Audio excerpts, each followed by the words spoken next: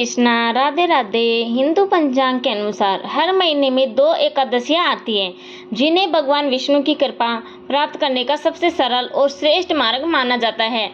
एकादशी का अर्थ है 11वीं तिथि, जिसका हमारे शास्त्रों और पुराणों में गहरा आध्यात्मिक महत्व है। लेकिन यह केवल एक धार्मिक परंपरा नहीं, बल्कि एक अनुशासन है जो हमारे मन और इंद्रियों को संयमित करने सिखाती है। जब हम एकादशी का व्रत रखते हैं तो हम अपनी 10 इंद्रियों और 11वें मन को बाहरी दुनिया के शोर से हटाकर भीतर की शांति और भगवान की भक्ति में लीन करने का प्रयास करते हैं। सामान्यतः साल भर में 24 एकादशियां होती है, लेकिन हर 3 साल बाद जब गणना अनुसार एक अतिरिक्त महीना जुड़ता है, जिसे हम अधिक मास या पुरुषोत्तम मास कहते हैं, तब 2 विशेष एकादशियों का उदय होता है।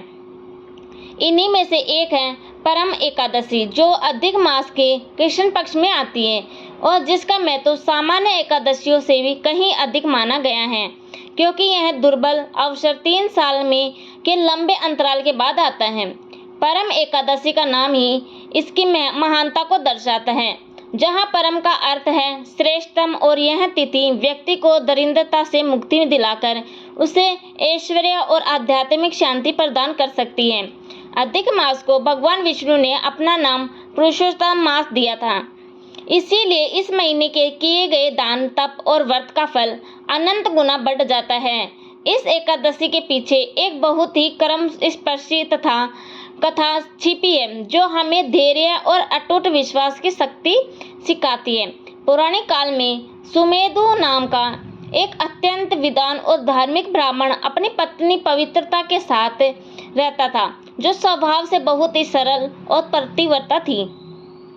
सुमेधु बहुत ही निर्धनता और स्थिति इतनी विकट थी कि कई बार उन्हें भिक्षा तक नसीब नहीं होती थी और उन्हें कई दिनों तक भूखा रहना पड़ता था। गरीबी के इस बोझ से टूट कर एक दिन सुमेधु ने अपनी पत्नी से परदेश जाकर धन कमाने की इच्छा प्रकट की, क्योंकि उसे लगने लगा था कि उसकी योग्यता और धर्मपरायणता उसे 2 वक्त की रोटी भी नहीं दिला पा रहा है। परंतु उसकी पत्नी पवित्रता ने बड़े ही शांत भाव से उसे समझाया कि व्यक्ति को वही प्राप्त होता है जो उसके भाग्य में संचित है, और परदेश जाने से कर्म फल नहीं बदलेगा। उनके सुझाव वो दिया कि शायद उसके पिछले जन्मों के कुछ ऐसे ऋण हैं जिन्हें वे इस जन्म में भुगत रहे हैं, और तभी वहाँ महर्षि कौंडल्य का आगमन हुआ, जिन्होंने इस दरिद्रता का समाधान बताया। महर्षि ने उन्हें अधिक मास में आने वाली परम एकादशी महत्व के बारे में जानकारी दी और कहा कि इस व्रत के प्रभाव से स्वयं कुबेर ने भी अपना खोया हुआ वैभव प्राप्त किया था, और राजा हरिश्चंद्र ने अपना खोया हुआ राज्य और परिवार पुण्य प्राप्त किया था। सुमेधु और पवित्रता ने पूरी श्रद्धा के साथ 5 दिनों तक इस कठिन व्रत का पालन किया, जिसे पंचरात्रि व्रत भी कहा जाता है। उनकी अटूट निष्ठा को देखकर भगवान विष्णु अत्यंत प्रसन्न हुए और उनकी दरिद्रता का नाश कर उन्हें समस्त सुख सुविधाओं से संपन्न कर दिया, जिससे यह सिद्ध हुआ कि कठिन समय में धैर्य और भगवान पर विश्वास ही असली कुंजी है। आज के आधुनिक युग में अगर हम एकादशी के व्रत को देखें तो यह केवल एक पौराणिक कथा नहीं, बल्कि उसके पीछे ठोस वैज्ञानिक और शारीरिक कारण भी छिपे हुए हैं। हमारे शरीर 5 तत्वों से बना है और हम इसमें होने वाली जैविक क्रियाएं चंद्रमा की कलाओं से गहराई से जुड़ी हुई होती हैं। जैसे समुद्र की ज्वार भाटा आता है, वैसे ही हमारे शरीर के तरल पदार्थों का पर भी इसका प्रभाव पड़ता है।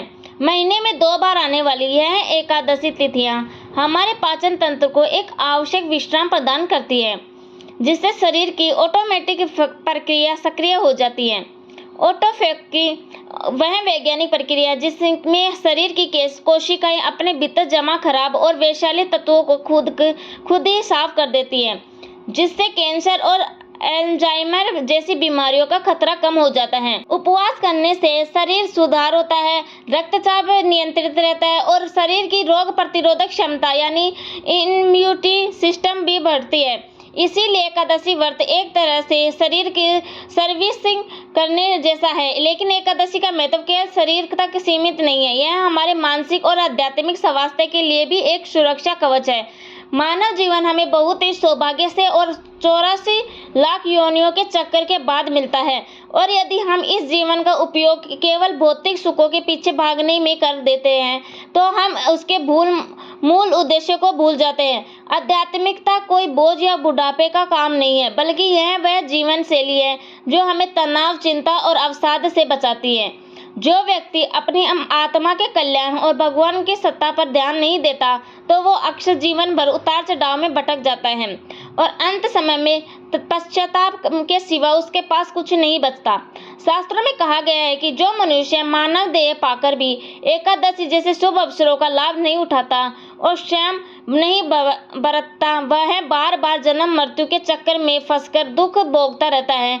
इसीलिए परम एकादशी हमें याद दिलाती है कि हम अपने कर्मों का सुधार करें, प्रकृति और भगवान के साथ तालमेल बिठाएं और केवल पेट भरने के लिए नहीं बल्कि आत्मा की संतुष्टि के लिए भी प्रयास करें, क्योंकि स्वास्थ्य शरीर और शांत मन ही वह आधार है जिस पर खुशहाल जीवन की नींव रखी जा सकती है। हरे कृष्णा, राधे राधे। कथा कैसी लगी वीडियो में तो कमेंट करके जरूर बताना। थैंक यू, धन्यवाद।